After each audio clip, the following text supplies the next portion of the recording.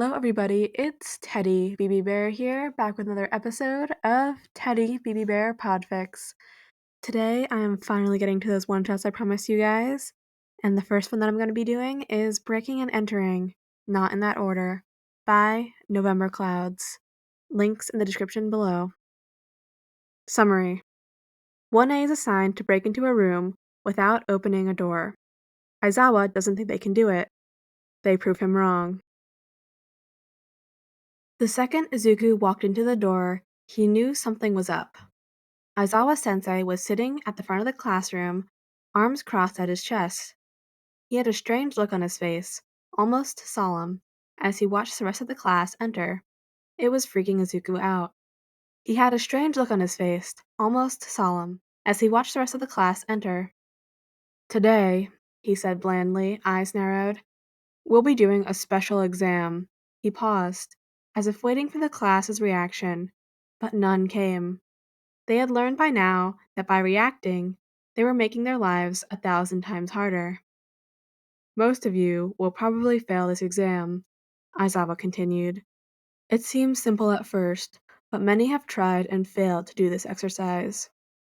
He stared his class down, eyes flashing red. "Today we'll measure your progress from the beginning of the year till now. This test is not about your quirks, but your craftiness and creativity." Izuku squirmed in his seat, anxious to know what Aizawa-sensei was being so cryptic about.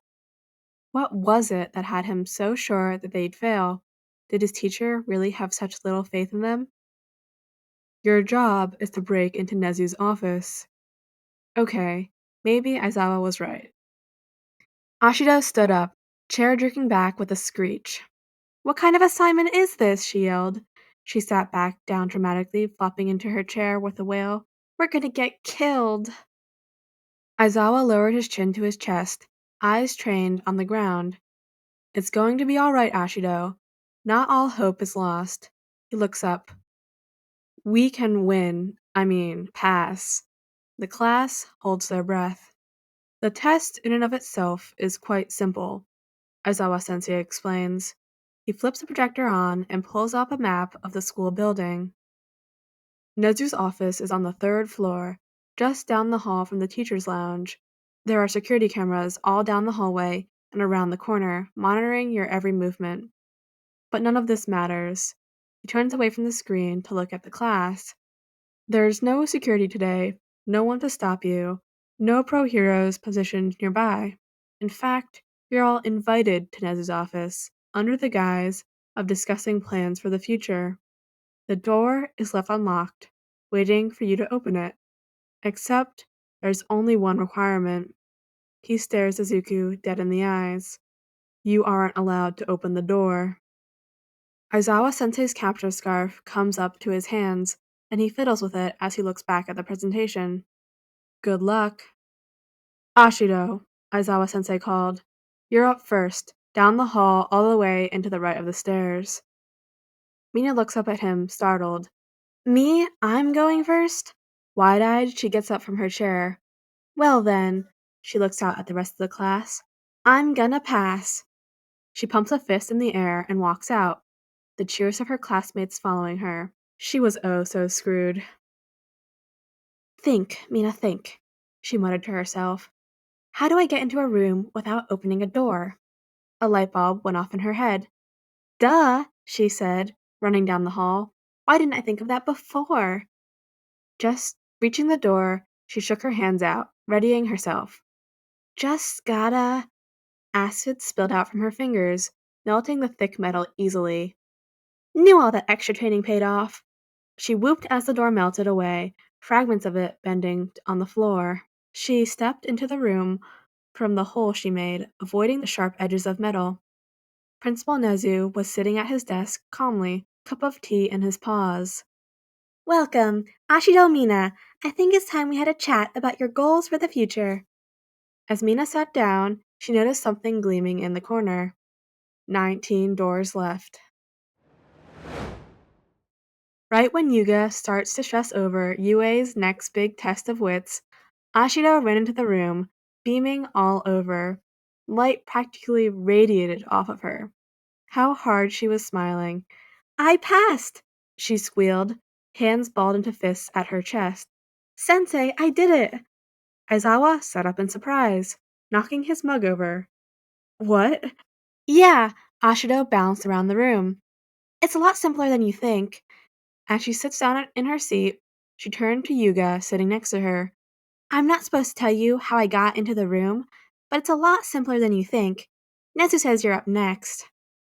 Aoyama reels back in shock. "Moi?" he asked nervously. "Principal Nezu asked for moi?" Ashido nods. "Yup." Yuga stands up like a man at a funeral, dragging his feet.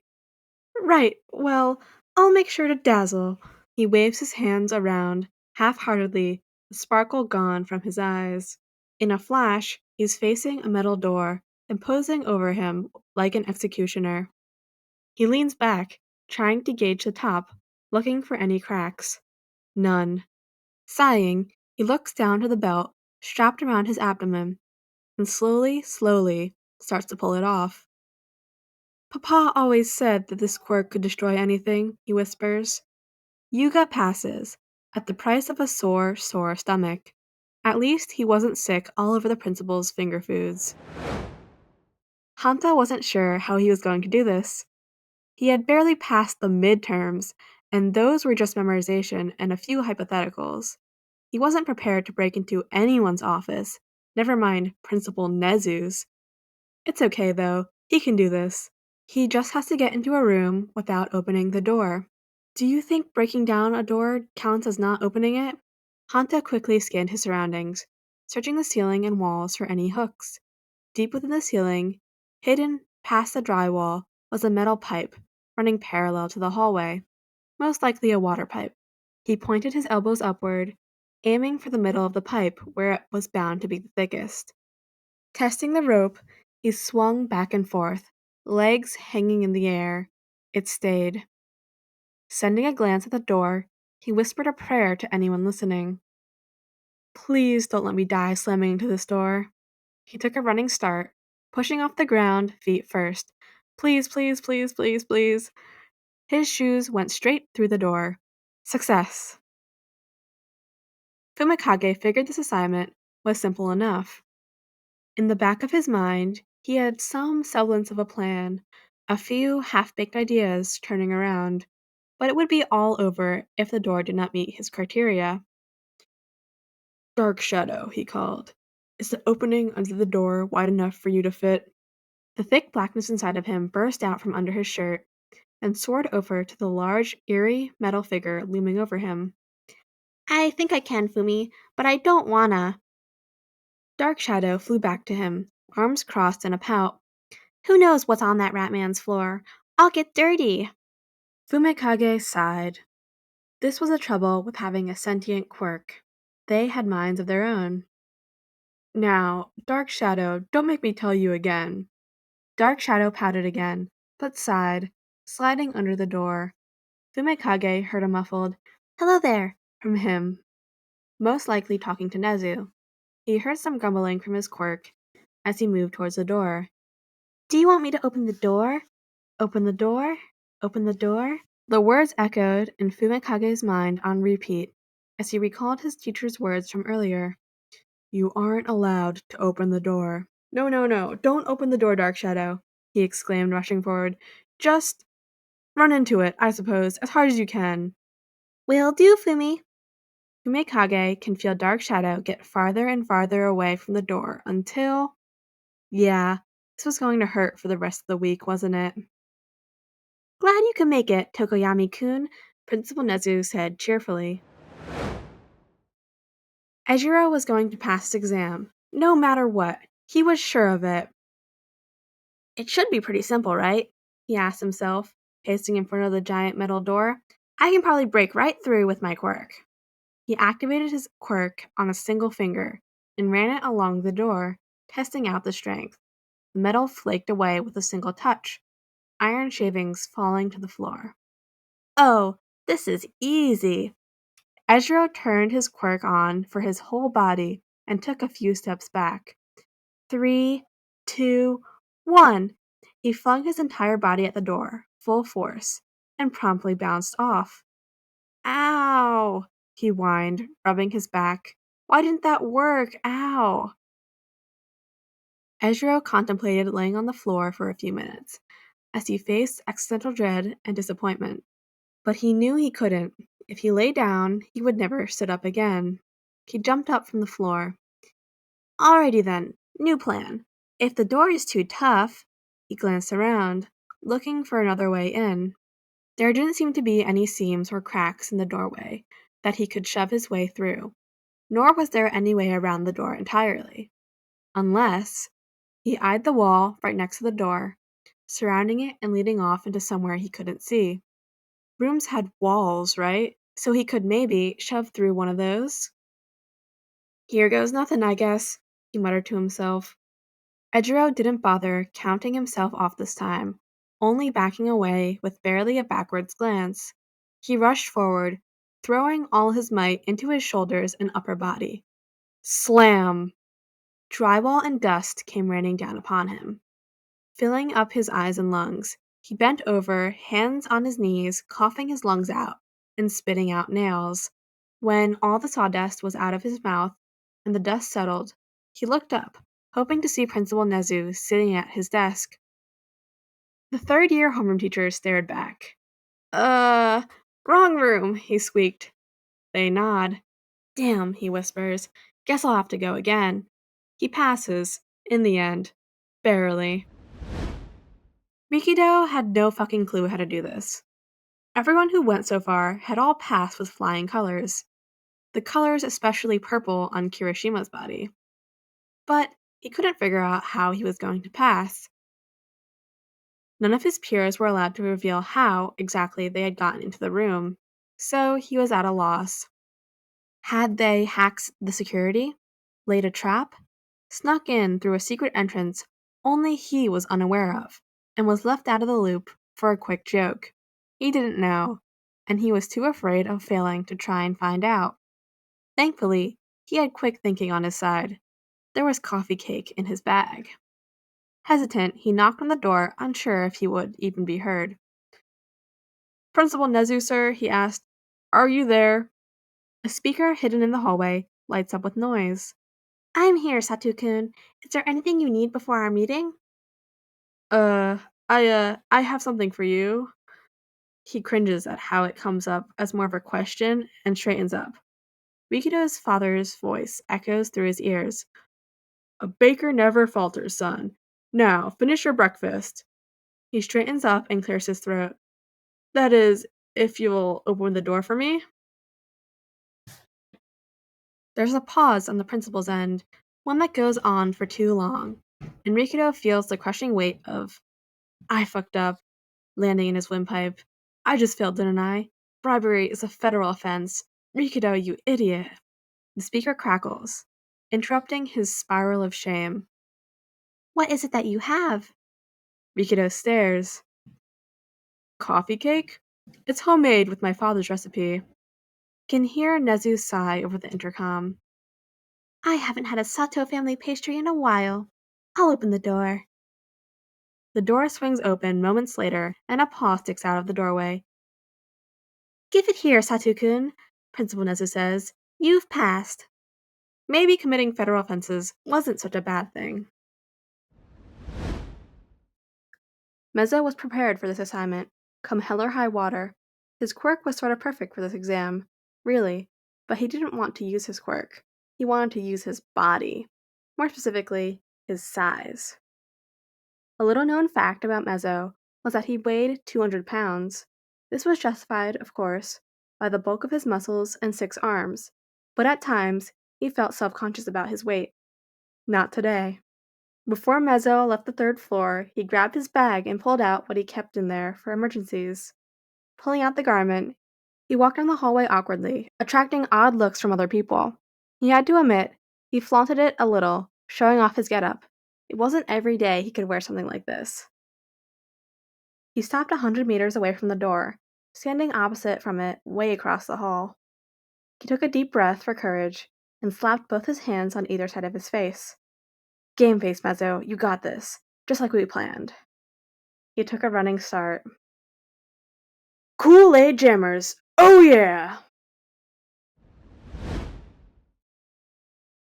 Momo had to admit she was quite intrigued by the whole assignment.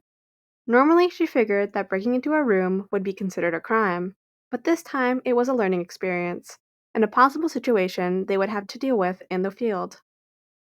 Who knows what villains might be hiding behind a simple door, trapping the metal itself with a dangerous substance?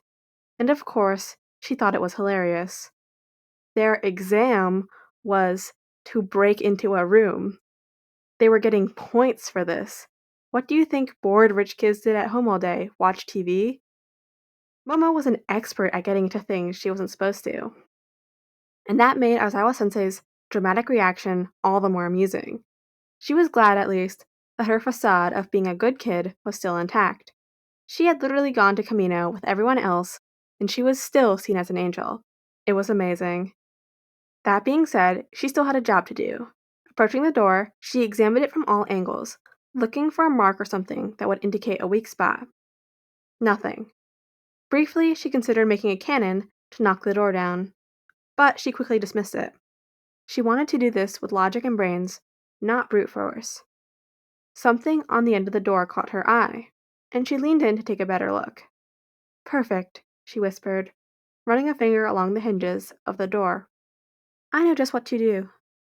Peering at the type of screw, she pulled a Phillips screwdriver out of her arm. Working quickly, she undid the hinges on the bottom of the door, and then the middle, and then the top. Carefully, she picked up the heavy door and set it aside, leaving the doorway free to walk through. Good afternoon, Principal, she said sweetly. The door has not been opened, as per your instructions. Nezu clapped his hands. Well done! Shoto looked at the door.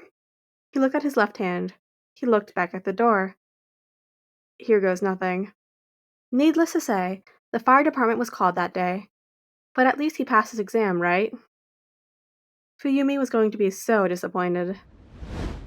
Koji was super unsure about this entire thing. But hey, wasn't everyone? Jiro had given him a few words of advice when she saw the look on his face. Just do it, dude, she said simply. Just do it, he said to himself as he walked down the long hallway. Simple. This'll be simple. In and out, and I'm done. He stopped at the water fountain on his way to Nezu's office, and only when he moved to press the button did he see how badly his hands were shaking.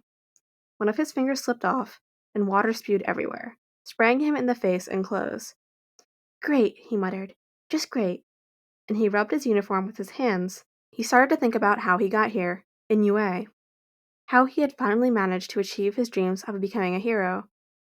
That's right, he said aloud. Spangles, the Wonder Moose helped me. He pulled out his phone from his pocket and texted his mom. Is Spangles the Wonder Moose TM copyright near UA, you think? His mother responded immediately. Yes, Koji, why? He flipped his phone closed. Not that it was a flip phone. It was just very broken. Dramatically, and stared off into the distance. Spangles, he said, I need you. Koji heard the familiar clip-clopping of Spangles' hooves down the hallway and smiled. An old friend, back again. The moose walked up to him and nuzzled his chin, braying softly. I missed you too, Spangles. There's something I need you to do for me. He gestured at the door. Can you? Spangles snorts. He walks forward to the door, sniffing it tentatively, before nodding at Koji. Knowing the drill, Koji takes a step back. He would hate to be caught in the crossfire. Spangles pulls his lockpicking kit out of the bag, strapped to his back, and sets it on the floor. Keyboard smash, he says solemnly. Taking a deep breath in, he charges forward silently, breaking the door down. A true hero. Koji wipes a tear from his eye. He walks in a changed man. Kyoka's plan was simple. In and out. Everyone else goes down the hall towards the stairs right away, marching right up to the door to face a challenge. She can't help but think that that's limiting her classmates' option a bit. If you approach a problem head-on, there's only so many ways to defeat it. Going under a problem, however, Kyoka had the advantage of going later than most of the others. Mineta, Shoji, and Ojiro had already gone, and there were only 8 of them left. She had taken the extra time she had to study the map Aizawa-sensei had left up on the board, trying to find the best way to get directly underneath the principal's office.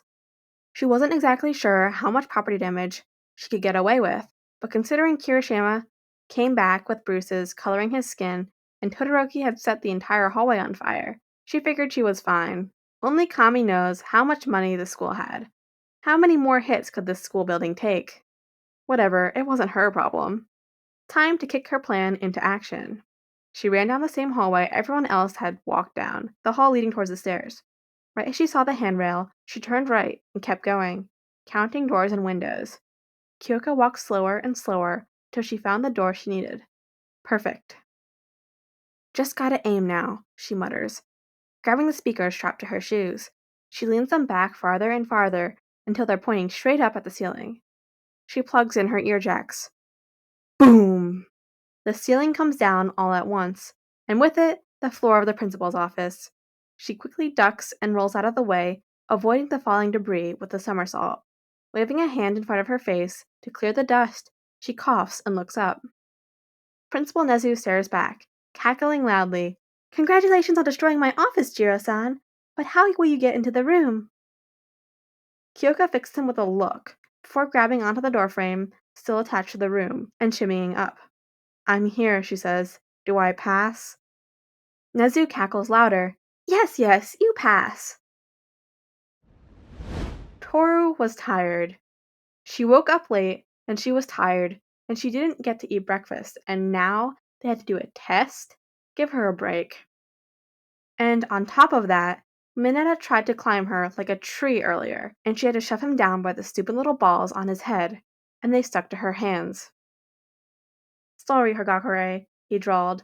Took a poop today, so those will stick to anything. She had tried to punch him then, and those stupid little balls, glued to her hands, had simply pushed him away. She forgot he bounced off of them like a pinball. Get out of my way, Mineta. I'm up next. She shoved him aside and began walking down the hallway to the 3rd floor, trying to pull the purple stuff off of her hands. No luck. Toru realized that with her hands tied, so to speak, she couldn't use her quirk as effectively, nor could she try and jam the door open the way she always did when she was in a pickle.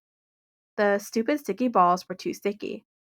She sighed, sliding down the wall to sit on the floor. She was so going to fail this test, wasn't she? Staring miserably at her hands, she frowned at the purple pop-offs covering them. How did Mineta manage with these anyway? She recalled all the times she had seen him using them, cringing as she recalled him scaling a wall with them. Wait, could she? Toru jumped up from the floor and sprinted down the hallway and out the door of the building. Quickly counting the floors and windows, she saw it. The window to Principal Nezu's office. Toru took a deep breath in, steadying herself. She placed her hands on the wall, feeling the stickiness. Time to climb. She only made it halfway up before the balls stopped sticking to her hands. She kept going by holding onto the cracks in the brick and standing on windowsills. Proudly, Toru can say she's the first and last person to kick open Principal Nezu's window. Tsuyu's quirk was most definitely not suited to this. She had sat and thought about it for a long time, grateful that she was one of the last to go. Hypothetically, she could spit up her stomach mucus onto the door and hope it would melt, but the other students were sworn to silence and refused to tell her how tough the door was. It was okay, though. She had something of a plan. Her plan? Wing it. I'll be going now, Carol, she announced, grabbing her bag and a handful of her papers. Almost the whole class, anyway. Aizawa-sensei was still in shock after so many of his students had passed the test. Apparently, the last class to do this well was Class 3B, and even then, only a handful of students had made it. That confused Tsuyu just a little. Did the past students not know the concept of destruction? But she shrugged it off. Oh well, she had a test to pass. When she made her way down, instead of walking straight up to the door, she meandered for a bit, taking her time to look into windows and wave to teachers. Her bag and papers she was carrying came in handy, giving her the illusion of having her hands full. She was trying her best to look casual, and by the looks she was getting, gentle, friendly, she figured it was working. Finally, she reached the door, arms wrapped around the papers and folders in her hands. She shifted her weight as she stood in front of the door, gently humming to herself.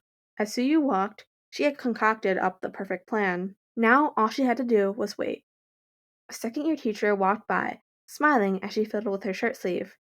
She saw Tsuyu standing in front of the door with her hands full and gasped. "Oh, do you need help?" She grabbed the handle of the door and turned it, pushing the door open. "There you go, darling. Good luck in there." "Thank you, Carol," Tsuyu responded with a nod. Her mother didn't raise her to be a rude frog. She took a step into the room, hands immediately dropping so she could hold her stuff more comfortably. Principal Nezu took a sip of his tea and smiled. "The ability to deceive is an admirable trait. Well done." Denki's luck was incredible.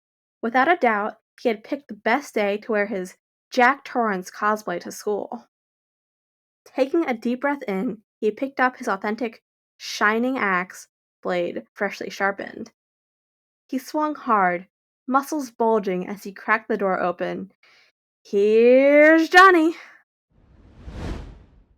Ochako had to pass this test. After she'd bombed the history test last week, why did they have to know exact dates, Aizawa sensei? Isn't that useless? She needed to get her grades up exponentially. If she was going to be a hero, she might as well do it right. She studied the map on the board for ages and ages, trying to find a way to both use her quirk and get into the room. There was one symbol on the map, however, that wasn't in the key on the top right corner. Raising her hand, she turned to Aizawa sensei. "Yes, Uraraka?" he asked, a shell of his former self. "What do you need?" "Aizawa sensei, what's that sign on the top of the map?" she asked quickly. He blinked slowly. "What?" Ochako stood up, crossed the room to point at the map. "This sign. It looks like it's on top of the room. Is it the roof?" Aizawa squinted at the spot she was pointing at before nodding. "That's a skylight. It's in the ceiling itself, a glass thing arching up." Ochako's eyes glimmer. "And is there rooftop access?" "I would assume so." She rubbed her hands together maniacally. "Perfect." As it turns out, if she kicks the door to get to the roof right above the handle, it'll open like a charm. Ochako kicks the skylight with the heel of her boot, glass raining down directly on top of Nezu's head. "I am certainly using my feet a lot today," she noted. The principal looks at her unflinchingly as she lowers herself in, ignoring the glass shards sitting in his teacup. "Welcome, Uraraka-san." When there's only 3 people left, Izuku is called up to the stand. "All right, I'll do my best." He stands up abruptly, chair jerking back with a rough squeak. He can do this. He knows he can. Never mind that his throat was sore from this constant muttering. He was ready to take on this challenge. Gone was his doubts from before. He knew he was going to pass. He twisted his hands together as he walked, trying to think of a way to get in. He knew that he could just smash through the door, getting an easy A, but he wasn't in the mood of picking splinters out of his hands later. Izuku shuddered as he recalled that time he tried to karate chop a tree when he was 9. Splinters for days. A loud clang interrupted his splintering thoughts, and he looked up, startled. Scanning the room, he saw an AC unit inside one of the storage closets and sighed. Just an air vent. Air vent. Wait a second. Izuku's eyes traveled up to the top of the walls, searching. A building this large had to have some sort of central heating system, right? Focusing his eyes, he spotted a near-invisible metal grate just above the door to the principal's office. Bingo. It was a tight squeeze, but hey, at least he got an A+. Katsuki rubbed his hands together and smirked, holding them out like he was going to grab something. 3, 2, 1, boom! He stepped into the room politely and glared at the rat bastard sitting in his dainty little chair. "Do I pass?" "Certainly." Tenya was absolutely disgusted by the amount of damage his peers had caused on school grounds. Had they no respect for UA and its building? The main UA campus was first built decades ago by promising young heroes, now seen as legends and role models for people everywhere. And they were tainting those very bricks with their destructive tendencies. It was ridiculous. He would not stand for this. When his name was called, last of all his classmates, he stood up in an orderly fashion. Swiveling on his heel, he looked out at the rest of the members of 1A. "Fellow classmates," he announced, "I will prove to you that this can be done without any violence at all." Tenyo made a sound at the back of his throat and pushed his chair in, heading to the principal's office, a place he never expected to go. He did not run, jog, or skip. He walked, in a professional manner, politely greeting any students or staff members he came across along the way. And when he approached the large metal door, he did not run, destroy, or use his quirk at all. Instead, he knocked. "Excuse me, Principal Nezu, sir?" he asked. "Would you be so kind as to open the door and let me in?" The response was almost immediate. "Of course." Tanya heard little footsteps on the other side of the door, and a moment later, the large metal fixture swung open. "Hello, Iida-kun. Why don't you step into my office?" Shota slumped down in his chair, waving his hand vaguely at everyone's scores projected on the screen. "Congratulations, everyone," he says, exhaustion creeping into his words. "You all passed, setting both a record for the history of this school and for pro heroes everywhere." He slumps down, lower and lower, until he's laying on the floor, head supported by the seat of his chair. "I'm going to sleep. This is too much." He promptly passes out, head slamming onto the floor. In his office, Nezu laughs.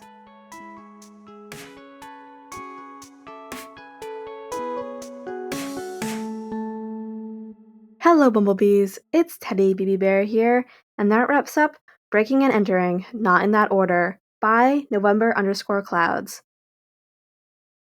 That was our first one chat for you guys. I hope you all enjoyed. Happy holidays to all of you, and sweet dreams and a restful hibernation to you all. Bye-bye.